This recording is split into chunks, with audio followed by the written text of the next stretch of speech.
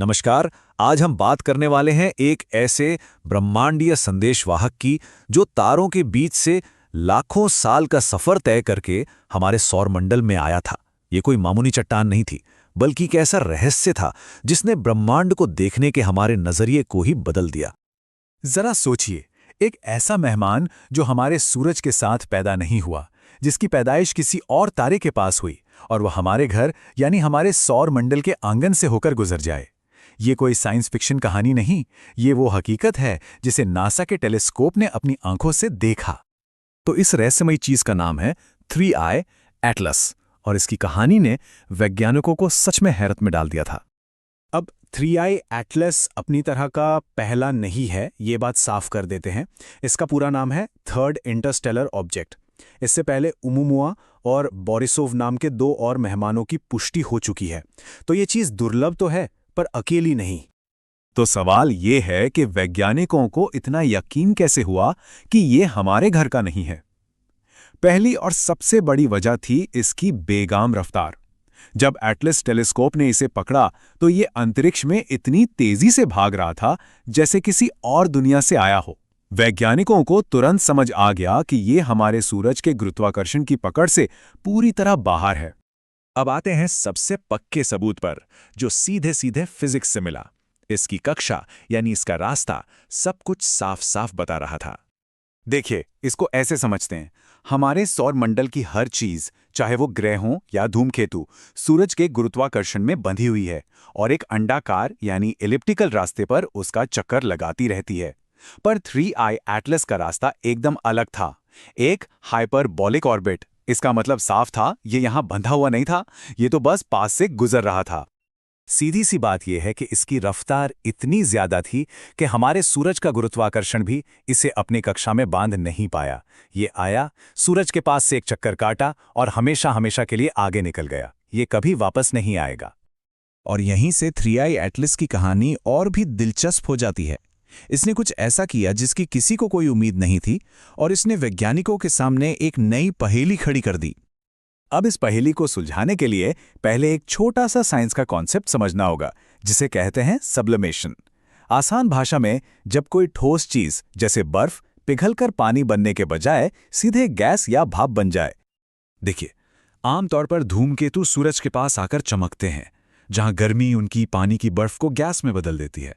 पर 3I Atlas तो बहुत दूर गहरे ठंडे अंतरिक्ष में ही जाग गया था। ऐसा क्यों? क्योंकि ये पानी की बर्फ से नहीं, बल्कि कार्बन मोनोऑक्साइड और कार्बन डाइऑक्साइड जैसी सूखी बर्फ से बना था, जो बहुत ही कम तापमान पर ही गैस बन जाती है। लेकिन कहानी का सबसे बड़ा, सबसे चौंकाने वाला मोड़ तो तब आया जब 3I एटलस हमारे सौरमंडल से बाहर जा रहा था। नासा ने कुछ ऐसा देखा जिसने सारे समीकरण ही बदल दिए। वैज्ञानिक यही सोच रहे थे कि जैसे जैसे ये सूरज से दूर जाएगा, ये फीका पड़ता जाएगा, पर हुआ इसका ठीक उल्टा। ये धूमकेतु अचानक बिना किसी चेतावनी के एक बार फिर से भड़क उठा और जोर से चमकने लगा। ये एक बहुत बड़ी पहेली थी। आखिर ऐसा क्यों हुआ? तो नासा के स्फेरिक्स टेलीस्कोप ने इस दूसरी रहस्यमयी चमक का विश्लेषण किया, और उन्हें जो मिला वही इस पहेली का जवाब था। पानी की भाप, कार्बन डाइऑक्साइड और कुछ जटिल कार्बनिक अणु। तो हुआ यह था, जब धूमकेतु सूरज के पास से गुजरा तो इसकी गर्मी ने सिर्फ बाहरी परत को ही गर्म किया, लेकिन वो गर्मी धीरे धीरे एक धीमी आंच की तरह अंदर की गहराइयों तक सफर कर रही थी। और जब तक धूमकेतु दूर जाने लगा, तब जाके वो गर्मी अंदर दबी हुई बर्फ तक पहुंची, और नतीजा एक देरी से हुआ विस्फोट, जिसने वो दूसरी अप्रत्याशित चमक पैदा की। और एक और चीज थी जिसने इसे खास बनाया। 3I एटलस ने लाखों साल तारों के बीच के खालीपन में बिताए थे, जहां उस पर लगातार कॉस्मिक किरणों की बमबारी हो रही थी। इन शक्तिशाली किरणों ने इसकी सतह की केमिस्ट्री को ही बदल दिया था, जिससे इसमें ऐसे अणु बने जो हमारे अपने धूमकेतुओं में नहीं मिलते। तो इन सब खोजों का आखिर मतलब क्या है?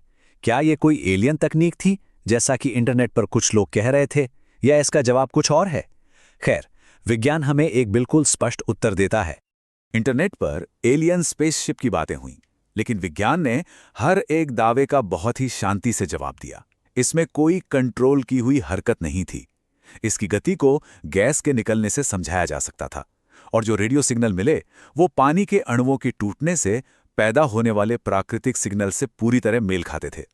यहाँ भौतिकी के नियम पूरी तरह से काम कर रहे थे। तो अगर ये कोई एलियन यान नहीं था, तो आखिर ये था क्या? 3I/Atlas सिर्फ एक बर्फीला पत्थर नहीं था। ये उससे कहीं ज्यादा था। ये एक ब्रह्मांडीय संदेश था। ये इस बात का ठोस सबूत है कि ब्रह्मांड में हमारा सौरमंडल अकेला नहीं है। दूसरे तारों के चारों ओर भी ग्रह बन रहे हैं और उनके सिस्टम से भी मलबा अंतरिक्ष में फेंका जा रहा है, ठीक वैसे ही जैसे हमारे यहाँ से। ये साबित करता है कि सौरमंडलों को बनाने वाले बिल्डिंग ब्लॉक्स तारों के बीच यात्रा कर सकते हैं। और ये हमें एक बहुत ही बड़े ख्याल की तरफ ले जाता है। हो सकता है कि ऐसे हजारों मेहमान हर साल हमारे सौरमंडल से होकर गुजरते हों और हमें उनका पता भी नहीं चलता। हमने तो बस अभी अभी उन्हें देखना शुरू किया है। आखिर में 3I/Atlas हमें ये याद दिलाता है कि हकीकत कभी-कभी कल्पना से कहीं ज्यादा अद्भुत हो सकती है। ब्रह्मांड को रहस्यमयी होने के लिए एलियंस की जरूरत नहीं है। ये अपने आप में ही अनगिनत रहस्यों और आश्चर्यों से भरा हुआ है, जो बस खोजे जाने का इंतजार कर रहे हैं।